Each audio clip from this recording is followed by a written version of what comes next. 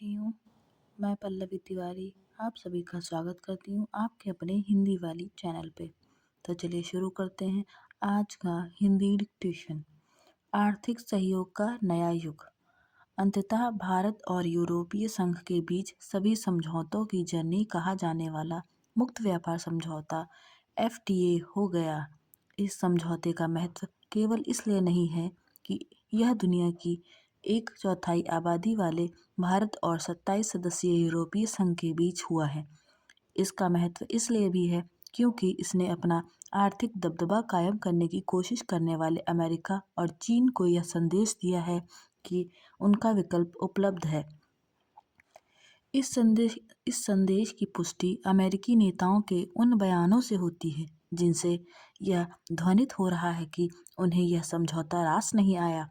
आश्चर्य नहीं कि अमेरिका इसमें अड़ंगा लगाने की कोशिश करे। वास्तव में टैरिफ के मामले में अमेरिका के मनमाने रवैये ने ही इस समझौते की राह आसान की। इस समझौते का एक महत्व इसलिए भी है क्योंकि यूरोपीय संघ और भारत दूसरी और चौथी सबसे बड़ी अर्थव्यवस्थाएं हैं जो वैश्विक सकल घरेलू उत्पाद जीडीपी के 25% के बराबर है और जो वैश्विक व्यापार का 1/3 हिस्सा है। स्पष्ट है कि विश्व की दो बड़ी अर्थव्यवस्थाओं में सहयोग दोनों पक्षों को व्यापार और निवेश के अभूतपूर्व अवसर प्रदान करेगा।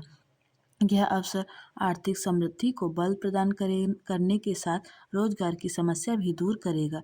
इस समझौते से जहां यूरोपीय कारों, वाइन, मशीनरी, रसायन, स्टील आदि पर भारतीय आयात शुल्क में भारी कटौती होगी, वहीं भारतीय वस्त्र, रत्न, औषधि आदि के लिए यूरोपीय बाजार में पहुंच आसान होगी।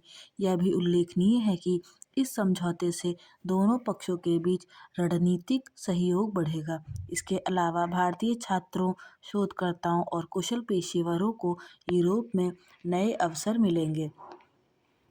चूंकि भारत और यूरोपीय संघ के बीच एक एफटीए दोनों के लिए लाभकारी है, इसलिए उत्साह का माहौल है। लेकिन यह ध्यान रहे कि इस समझौते का यूरोपीय संसद और परिषद से अनुमोदन चाहिए होगा। इसमें जो समय लगेगा उसका सदुपयोग इस एफटीए का अधिकतम लाभ उठाने की तैयारी में खपाना चाहिए। यह तैयारी भारतीय उद्यमियों को विशेष रूप से करनी होगी। उन्हें अपने को साबित करने का जो अवसर मिलने जा रहा है उसे भुनाने में कोई कसर नहीं छोड़नी चाहिए।